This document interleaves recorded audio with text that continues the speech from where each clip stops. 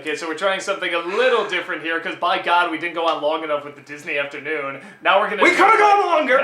Now we're gonna do kind of like a whole filmmakers film line. I mean, not his whole thing, just sort of the stuff we've talked about, which sadly is mostly the bad stuff. But this guy. It's one of life's sad ironies that we review crap because. But we do talk about some of the good We stuff. have so much respect for the legend, the awesome, the great. Don Bluth. Yeah, no, it's one of those things where, and I'm not being cynical. I mean, I said it like a jackass, but it's honestly true. Like, no, I got mad respect for that guy. Like, I don't know if I want to say the master, but one of the masters. He was Disney when Disney was not Disney. Yeah, that's always how I put it. And he even went further than Disney did on some points. Secret of Nihm. It's still every time I see it, it blows me away how good it is. That whole lineup, he had this kind of trifecta of awesome, and it was 3 films in a row, and it was Secret of Nihm, Land Before Time, and An American Tale. Yeah. And those 3 films, like, if you just... I wonder if All Dogs Go to Heaven was somewhere in there. If that was in between them or not. Listen, I have no problem with All Dogs Go to Heaven. I think it's a perfectly fine film. Oh, yeah. In my opinion, it's not those 3. It doesn't rank, but those 3 to me are just so pitch perfect. That All Dogs Go to Heaven is good, but that's the thing. I'm like, oh, it's good. It's like a good Pixar movie. It's like, that was good. That was better than almost anything else out there. But, like, the other 3 are like the Toy Stories or something. Or, like, so perfect. I think, when I think of, like... I think we need to remind people of this, in what was an animation dark age. Yeah. Like, the 80s for animation... Well, at least for Disney. For Disney? Yeah, not so good. Disney was dead, practically. The Care Bears movie beat Black Cauldron. That's Think about that. Disney was. The only interesting thing Disney was doing at the time was live action. And I actually like a lot of their live action. Yeah, they had some creepy shit. It was great. But when it came to the animation, it's like, they're not god, but I mean, okay, Great Mouse Detective, it's fun. Oliver and Company. It's fun. Black Cauldron, it's fine. But nothing really sticks out. Like, actually, I argue Great Mouse Detective is better than both those two. A lot better than. But yeah, no, and I think Great Mouse Detective, it's fine. But I never remembered as like, oh yeah, this is like ranks among there as the greatest Disney films. No, it's not American Tale. It's not Land Before Time. It's not Secret of Nihm. Those films are. I would argue it's like they capture that Disney feel, but it feels like something extra too. There's almost just. It is darker and grittier, but it's not just the grittiness. It's mystical. Yes. There's a mystical element to all 3 of those movies. Land Before Time and Nihm, I'd argue in particular, though it's also there in An American Tale. I really argue that too. Yeah, it's there in American Tale. There's a mystical quality, but there's something when you're dealing with dinosaurs and the magical elements and Nihm that like there is a strange undercurrent of like. I don't know, what do you want to call magical realism or surrealism but I would argue that in American Tale as well, because even though the Mouse of Minsk is quite no. But here's the thing: even though America, we live in America and stuff like that, the way they showed it, it felt like a brand new world you were experiencing. You felt like you're on an alien planet. Yeah, and you're seeing it through this little kid's eyes, wonderful world. Which means that, and that's the other thing I like about his movies. You see it generally. Nim's an odd one out, but those first 3, they're always through kind of kids' eyes. And it always means that the cute things and the sweet things and the joyous things are always played up so much, but so are the scary things. Yeah. Like, there are moments in those films that are terrifying as fuck! Well, and even Secret of Nihm, I mean, she is not used to being in these environments. I mean, they're playing She up is like the innocent of the story. Yeah, like she probably stays home, with the kids. Caught up in this political intrigue. Yeah, but all the more, all those stories really play into that these are characters that are not used to these big, grand worlds. Are both grand, wonderful, and grand, terrifying. And you appreciate the in American Tale when he finally finds that family after they've been cock-teasing us the whole film. Oh, and it's so painful because they're always this close. Oh, as a child, like literally all the kids. It is so mean, but it's so brilliant. The mid '80s when this film came out, we were like all of us little kids are in the cinema, and like if you can imagine the screen talking while these kids go, look to the left, look to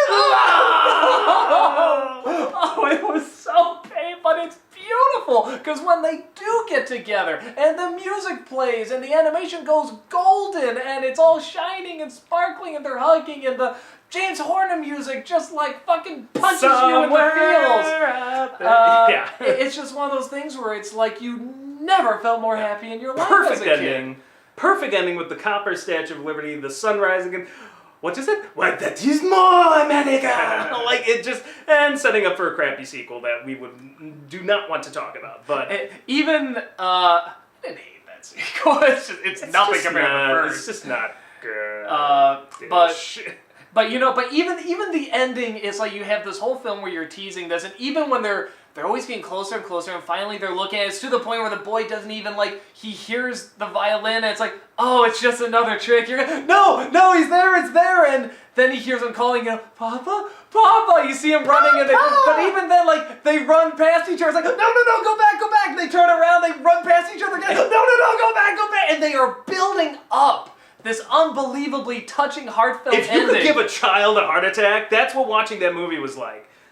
Like, seriously, it's like, on the one hand, like, as a kid, it's like, fuck you, Don Bluth, I can't take it, but, like, as an adult, and even after seeing the movie as a kid, you just realize how good it is, and it sticks with you because of that. Yeah. Those three movies stuck with me more than anything else I saw, animation-wise, as a kid. Because you might be right. What other Disney films came out of the 80s that you're like, yeah, that stuck with you more than those three movies? I'd have to think, but you're probably right. When I talk about Disney, just animated films in general, but you might be right. Well, no, I mean, okay, there's some Disney films we saw on TV, like, there's moments but Bambi, obviously. But I mean, like, at that time. But speaking of Bambi, when Littlefoot's mother buys it, like, Oh, they dedicate the time to that. I mean, Bambi they do too, but they cut away pretty quick. I mean, this. Oh God, another great scene, Land Before Time. I love whoever that dinosaur was that's narrating the story somehow knows what happens, but he only shows up for that brief scene where he's talking to Littlefoot after the mother dies. And again, if you could give a voice actor an Oscar, that guy, whoever did that voice, he's like, oh come on, you're not. The voice acting in that whole movie is amazing. It's just so good. Some of it wrought with tragedy, I might add. He knows story there. But I always felt, particularly in the Bluth films, versus some of the Disney ones, when you get more than one kid character together in a Disney movie, something always feels slightly off to me. Like, it's very much Disney's interpretation of how kids act. I always felt those early Bluth films... They felt like kids. Yeah, like when Sarah fights with Littlefoot, like... It feels like a real fight. That is just a smackdown, and I'm like, that's how kids fight. Like, I remember fights like that. Well, I remember too, where it's just like, you could think of the cruelest thing you could say, you just wanted to smack the shit out of it. Like, kids can be mean little bastards. Yeah, no, and when they actually were done fighting, I think Sarah, beats him up or something like that, and he's just there, he's got a little black eye, and just that little, sniffing the blood. I love that! What a detail! Yeah. What a great detail to catch on, because you do remember that. He's got almost psychic pressing kind of Miyazakian sense for detail in picking the right moment just to highlight, to make it ultra realistic. Because Miyazaki would always do that. There's always the one twitch of the face, or the hair standing on end, or some little detail, and you're like, wow, other directors would have missed that. And Bluth always gets it. Well, with American Tail too, Fievel, let's be honest, is not the smartest, most interesting character, but you really do feel like this kid's got to be 5 or something like that, and he talks and acts like an annoying 5-year-old, but you get it. He's still this charming little innocent, and he's so wide-eyed, and he's George so afraid. Lucas should have taken notes when he did Anakin Skywalker. Watch this movie. He can be annoying, but you felt real. Yeah, it didn't feel fake. You buy it because it feels real, and you remember it, and you're probably going through that if you're watching. You don't see him in a pod race going, yippee! It feels way more real than that. Mm-hmm. Not as a construct. But those early movies... Oh, and the other thing about Nihm that I always love, I always feel it's worth mentioning, because consider all the Disney movies where you're lucky if a parent survives the movie, and B, you're lucky if your parent...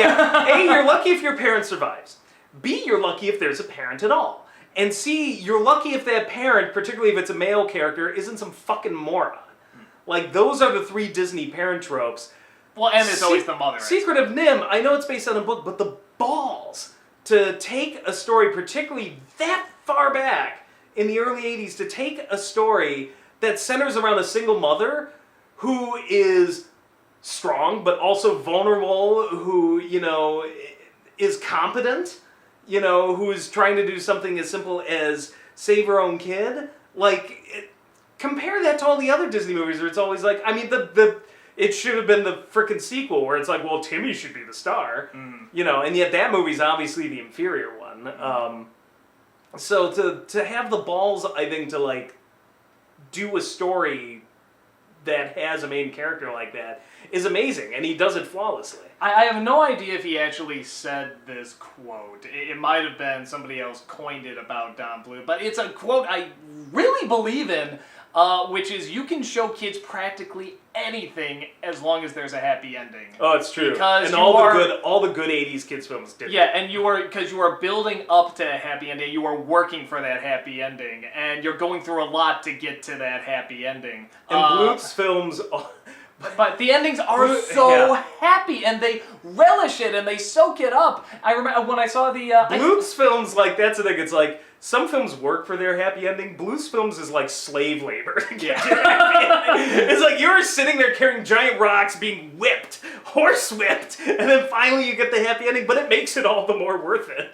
You saw the Jim Carrey Christmas Carol, right? Yeah. Yeah, that's got some good stuff in it, but it's mostly so dark, but again, Christmas Carol part of it is like, you go to the dark to get to the happy, and even the happy is kind of dark and a little underwhelming, and there's not that much in appreciation of Christmas like there should be, where with the Don Bluth film, when the happy stuff comes, it is so cheerful and so joyful and just perfectly balanced. But it doesn't feel really sappy because it was earned. It feels worked. It feels warranted, and yeah, I think that the movies speak very much to emotion. Not quite as much as, say, something like Wizard of Oz or something, but they play very much to the emotion. And as a kid, I know I was watching this feeling like, I know the good ending is coming, but I gotta go through tough stuff to get through it. I have to survive it, and I have to get through this. It's a good metaphor for life. It kind of is, and he really, at least emotionally, addresses enjoy the joyous moments, because you gotta work for it. And the kids, I think emotionally, that's how kids kind of...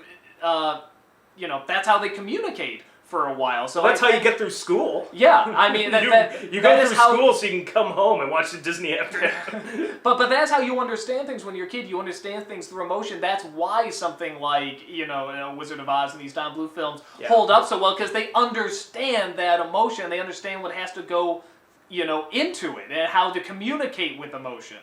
With, I might add, gorgeous, gritty 80s animation. Yeah. We wouldn't even be having half of this conversation if it wasn't so gorgeous to look at. We'd still be going like, oh yeah, it's a very emotionally involving film, but the animation completely complements that. It's not one of those things where it's like, oh, well, the emotion's better than the animation or vice versa. It's like, there's some animated films where I'm like, wow, The Brave was one of those where I'm like, wow, this film is gorgeous, and I can't stand it. Yeah. So... but it's definitely something where, people still talk about these films. I know we make fun of, the later Don Bluth stuff and everything. Cause Mrs. Brisby hanging out right there. Yeah, Brisby right there. But it is one of those where it's like, yes, it is easy to make fun of. Even argue with kind of low blows and stuff. And I don't know what happened. If you like the films, I see people that like it, please do. Anime films are so tough to make. Films in general are so tough to make. Animation is even tougher, because even just waving a hand is a shit ton of work. You can tell an actor to wave a hand and do it fine, but just you have to animate frame by frame doing that, and hundreds of people are working on just a couple characters. Somewhere. And it is not for us to judge. Yeah. It is for us to say that, no, we don't like these later films as much as the earlier ones. But what exactly happened, I have no idea. It could be anything. It could be nobody was giving him good scripts. It could be nobody was giving him a lot of money. It could be, well, maybe he was just doing it for a paycheck because you have to work. Whatever it was, there was definitely a significant difference in quality, and I felt like it started with, I don't know, maybe Rockadoodle. Yeah, I think that was the first one. That was the first one where I remember, and that was my exact reaction. I remember sitting there watching it going, what is this? I'm like, I don't know what the hell. I can't even comprehend what this is. This isn't fun weird like this earlier. So, like, All Dogs Go to Heaven was weird, but it still felt like, no, hey, All Dogs a lot Go to of Heaven effort and... Yeah, All Dogs Go to Heaven was a fun kind of weird, but good movie. It still went to the dark and the light and yeah. everything, and it felt like, again, emotionally, even though the plot makes no sense, but emotionally it's still hitting those buttons. All Dogs Go to Heaven is like the middle one, just because it's like, I don't think it's as good as those original three, but I still think it's a very good movie. So I don't want to throw it into that later category. It's like, it still to me belongs in that earlier Bluth, but post All Dogs, and Rockadoodle the animation was pretty. Like, it was well animated. I can't complain and say, what the hell was that about? I don't know. It felt, like you know what it felt like? And I have no idea, like I said. I feel like the story it was based on must not have made much sense to begin with. Or they changed it. I don't know. I feel like I don't think this is the case, but it feels like it was commissioned. You know, if that makes sense. Like, hey, we want a story for little kids, this age range, about, the Chanticleer story about the rooster that crows and brings the sun up. Do something with that, except upgrade a little bit. Maybe a country singer. Go. And like, all I remember, let's try it. All I remember is the trailer, just I'm on the rock-a-doodle-doodle-doo. Yep. Rock. No, even the advertising had no idea how to advertise this movie. No, if you watch the trailers, you can tell. is. Yeah, you can tell the ad guys were like. They had like 3 different kinds of commercials. One was like, by day he's a rockin' rooster, but by night he's an action hero. And it's like, that's not the movie we got. By night he's Batman. What? He's Cockman. And that's that's a good way of putting it, because I feel the later Bluth films, sadly, and I don't know what happened. I can't ever know without. I guess maybe we should just email him and ask him. But then again, he knows who we are. Well, I don't want to be that jerk, like, because but I would have to preface it with 8 paragraphs about how we love his earlier work. Yeah, first. no, I mean, it is one of those things where it's so tough to talk about. Even I just feel like there is something that changed, and I don't know, was he just being commissioned? Were they not personal projects like maybe the earlier 3 were? Is it, well, I mean, some of it is, you had Spielberg. Yeah, Spielberg, you had Lucas on some of them, but not all of them. I mean. But he's a good producer. Spielberg's a really good producer. Yeah, Spielberg's a guy you want in your corner. So maybe that was it. Maybe he was getting too much interference from crappy producers. Maybe Spielberg was helping. Maybe there was just such a synergy between those guys. I don't know. But yeah, like Rockadoodle started it. And I could still have argued that I was just like, well, that's, everybody has that project. Like, Spielberg had 19... Then we got Pebble and the Penguin. 41. Yeah. And then, Pebble and the Penguin hit in Central Park. Yeah, Troll in Central Park, I'll at least argue, is obviously for like little kids, but that's still Don Bluth, man. And you've done stuff for little kids and adults as well, and it's like, I think that's the thing. It's because it's Don Bluth. It's hard to sit there. And the animation is still so good that like when you see it not going to. Well, that's the problem. It's like Hitchcock directing Barney's Great Adventure. It's like, sure, it's going to be a well-made movie, but that's such talent going to something that it's like, I'm like, you could find anybody to do Troll in Central Park, hand them $5 and say, make me think, like, to have animation that good in Troll in Central Park, I'm like, this story just doesn't seem to warrant, like, talent this good. Like, maybe that's part of it. It's like, we just know what talent is there that kind of eats you up inside. Now, there is... I mean, I think we do have to mention then Anastasia. Yeah, and Titan A.E. Because those are the 2 best, clearly, of the later Bluth. Still not good, though. They're, actually, here's the thing. Actually, here's the thing. They both, this is how you go full circle, because those both felt like Disney movies. I'm like, wow, the guy the 90s Disney. Oh, come on, like when we had Atlantis and Treasure Planet, those and are a lot better. both those movies felt like, and again, I'm like, was he just commissioned to do those? Is that Fox was just like, listen, we want to compete with Disney, well, hey, Don Bluth, like he's a bit. It's a shame because he was coming out at just the wrong time. Even Disney didn't want to be Disney at that point, and you can tell by there the was way a they were law, doing yeah, it. because there was And that law where it was 2D the animation wrong was time dying. to do it. Even if they like he did on our time and they turned out to be hits, that's why I'm saying like it was the wrong time to try it. But they didn't know. Nobody knew. We're all kind of waiting for that next Lion King or Beauty and the Beast to kind of bring things back, but it never really did. And instead, we got Roseanne Barr as a cow. Oh no, we agreed never to mention that. Home on the Range. Yeah, that was when everything was going on. That was their troll in Central Park. Here's the funny thing. I mean, again, I think Titan A.E. and Anastasia, I think the animation's gorgeous. Anastasia, like, I feel like could have been a good movie. It just was not written well.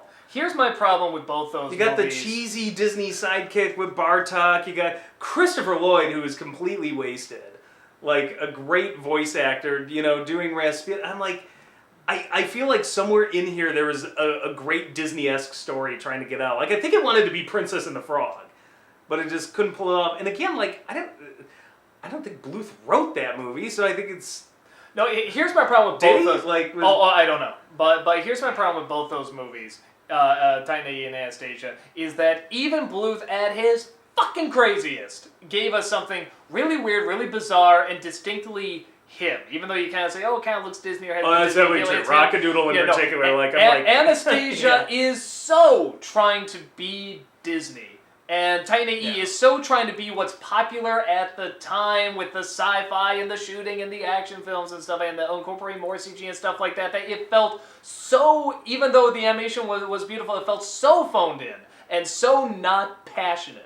And like we are just hitting the Which checklist. sucks because you can see the Bluth animation trying to break out of the mold. Even at his craziest, I felt like he was passionate about Rockadoodle. Makes no sense and it's a bad movie. I believe they're animated. That sucker's animated. I'm gonna do whatever the fuck I want in this movie. That movie's a fucking acid trip. I mean, I give it that. It's like, I don't know if I get this in the least, but it's insane and like in its own ways. At least like you can take your eyes off it. You're like, fucking rooster and a mouse. Why are they singing like Elvis? And what the hell is this? In terms of a comprehensive story, yes, Anastasia and Titan A.E. make more sense. But in terms of like something that's like, hey, this is a film that's like, I want to see this again. I mean, objectively though, if you're gonna say what's the better, okay, I'll give Rockadoodle the what the fuck factor. No, but in terms of what would I rather see again, like I would almost choose like Rockadoodle over those two films. Honestly, Anastasia Rockadoodle. I could see Rockadoodle. I would probably still take Titan A.E. and Anastasia over Troll in Central Park and maybe you got me there. The Troll was pretty bad. Because I love watching the animation, but and Anastasia especially. I'd rather watch Dragon's Lair or Space Ace or yes, those are great Dragons. The two Dragon's Lair games work, and even Space Ace work amazing as their own mini movie. Yeah, no, when we got those. You want to play it, but when then we got those on disc, damn it, no, turn left. No, where am I supposed to go? Fuck this game's awful, but I love watching it. When they came on disc. Like, you could buy, like, years after the Laserdisc in the arcades, where we blew how many quarters. That's what you did to us, Bluth. We wasted so much money on your damn set. They were amazing. After blowing all that money, like, eventually, I don't know, it was about 8 years ago they came on disc. It was about maybe, 8 or 10 years ago they came on disc. Games and stuff, yeah. And we would play for a while, but eventually, like, there's an option where you could just watch it. Fuck this. Let's do this, yeah. Because it's amazing, batshit crazy animation. Dragon's Lair 2 especially. Oh, the Alice in Wonderland level, the Beethoven level are just gorgeous. They're gorgeous. They make no sense, but they're gorgeous. And it's one of those where it's like... Disney wishes it did that in Fantasia 2000, that Beethoven level. That was amazing. No, and it's one of those things where it's like... I don't know what happened, and... I've heard rumors. I've had fans tell me that even he admits to not liking some of the later ones. But I'm not going to state that because I'm not going to put words into somebody else's mouth. I haven't heard it firsthand, but... No, he's one of those talents where it's like, no matter what comes, he could make this huge comeback and be, make this film. Maybe he'll bring hand-drawn animation back or whatever. Maybe he'll make a film that's the worst of all of them. I don't know. But... he did these films that not only played a big part in childhood, emotionally a big part in childhood, but still hold up today, and so many kids are going to keep watching this. They scarred so many of us in the best of ways in the 80s. So many children so wonderfully scarred. But really think about and that cathartic, like, you need to be scared, scarred, go through emotions sort of way. Really think in terms of hand-drawn animation directors.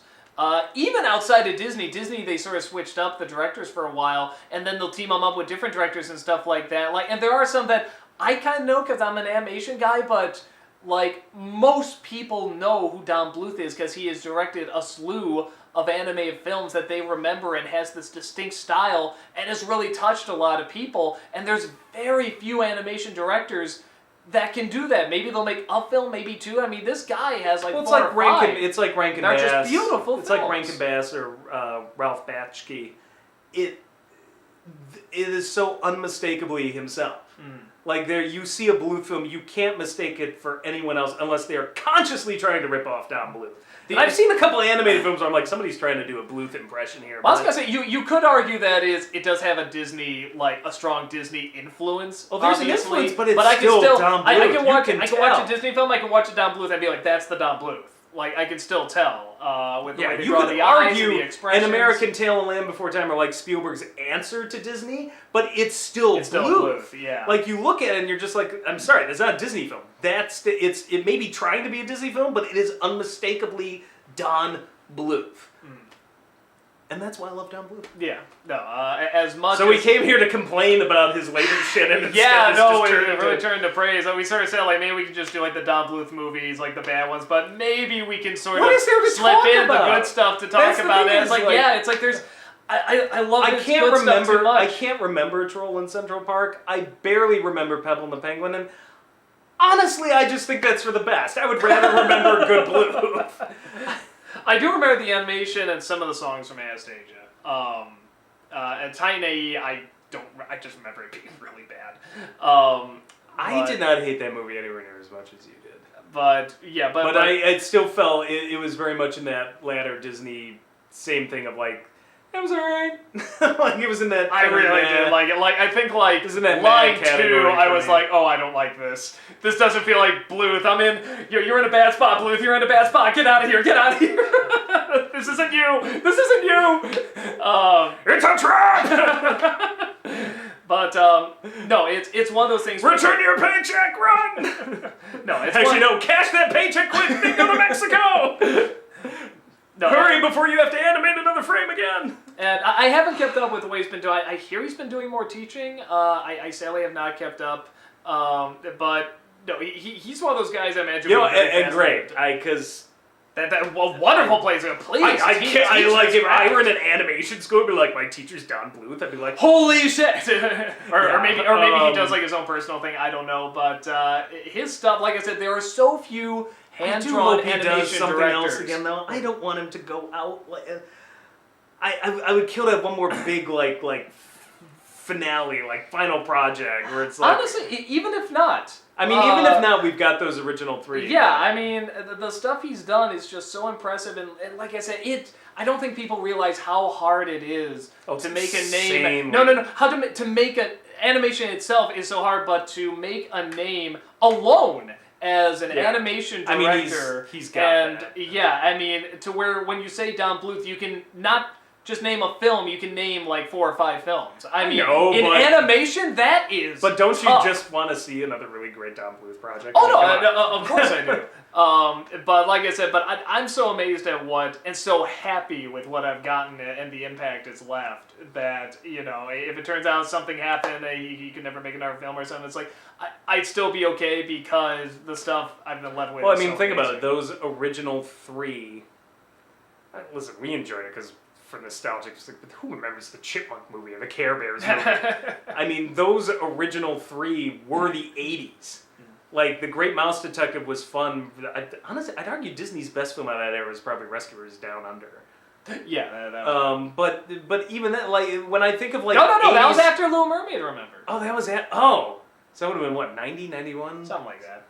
Okay, yeah, so you're looking at Great Mouse Detective, Black Calder, and what was the other one? Was it Oliver and Company? Yeah. Come on. Yeah. Come on. Look Doesn't at even what hold Bluth it. is doing. Don't even, like, when I think of 80s animation, to me, those are the footnotes. Oliver and Company, like, I shouldn't say that, they're in the middle, the footnotes of Care Bears movie and Chipmunk movie, but it's all Don Bluth. 80s animation, to me, is Don Bluth and no other. Yeah, it really, like I said, it's, when I saw, I said this on my Disney December of Oliver and Company, that when I saw, I want to see Oliver and Company more, because I'm like, when I was a little kid, I go, oh, it's a cool dog with shades, and he's singing, and blah, blah, blah. And it's Billy like, Joel! but, and I want to see Land Before Time as well, but it's like, I really want to see Oliver and Company, because I'm an impressionable idiot kid. But we couldn't get tickets, so we got tickets to see Land Before Time. And we went. A better movie. Yeah, we went in there, and I really liked it. I said, wow, that was like, as a little kid, I'm like, that's what I thought I was going to get in a really good way. That was like a really, really good film. And then, all right, let's go see Oliver and Company. And I felt fucking gypped, honestly. And the film, honestly, is not even that bad a film. But after Land Before Time, I'm like, oh, which one was fucking Disney? You really were like a me? 7-year-old cynic, because I felt fine seeing Oliver and Company. I thought Land Before Time was a better movie, but no, because I really thought, again, as a little kid, I mean, watching it now, it's like, oh, clearly this film would be better than Land Before Time. But as a little kid, I was really looking forward to Oliver and Company, and then I just felt so pissed off that, like, wait a minute, you're supposed to be the Disney film. This is the guy that came from you. He's not supposed to. He's the Disney film. He's a lot better than you right now. He is much better Disney. He's giving me the Disney I wanted. And he made it darker, and he made it more adult, and he made it even more emotional than what you're giving right now. So, maybe we start a petition. Get Steven Spielberg involved. Get Bluth. Get the old 80s team. Leave Lucas out. Yeah, leave Lucas out. He's good. He's retired. It'll be like one of those 80s movies, like, we're getting the group back together. Spielberg, Bluth. You know what, though? No, but watch, and we'll get, like, Kingdom of the Crystal Skull. Oh, no Lucas, though. Maybe we'll still be good, because Lucas was involved in that, but... I don't know. Our 80s heist animation movie. We're getting the band back together, man. We'll see what we can do. But, yeah, no, it's funny. This was supposed to be sort of like talking, about the films we reviewed, like the bad ones and stuff, but it's like, no, We'll keep it very simple. Rock-a-doodle, what the fuck did I just see? It's an acid trip. Kind of, you might find it entertaining because it's an acid trip. Pebble and the Penguin sucks, and Troll in Central Park sucks. Yeah. That's all we can say about it. Yeah. Because otherwise we're just, like, ripping apart one of our heroes, so... Animation, for the most most part, man! It's not right! Animation Rock-a-Doodle still looks pretty good. Pebble and the Penguin's starting to slip a little bit. You can sort of see, like, oh, they didn't crop this right, because I'm seeing the lines stop here, the colors stop there, and stuff. And then, like... what was it? Troll in Central Park. Like, I don't remember the animation like being especially bad. It just felt wasted. Like, I remember the colors were still pretty dark. I will say this: at least stuff, those like two films just kind of sucked wholly altogether. Like it just and that's why it's hard to talk about. It's just like every single thing that could suck just ended up sort of sucking. And there's so much more good to talk about with Don Bluth than there is. And better to just suck big and just say, there it goes, it sucks, and move on, than to sit here and pick it apart. So yeah, no, I mean, if there's anything you see, we much rather talk about the great things that Don Bluth has done. So if you haven't seen those three, or I'll go the original four, let's throw all dogs go to heaven, rent them now! What's your problem? They're very, very good. And very, like I said, very different. They have a Disney feel, but they're still uniquely their own thing. And if you want to know where we came from, that's our childhood. That's those kind of four movies right there. Childhood. So, yeah, that's about it, and we'll see you in the next one. Later.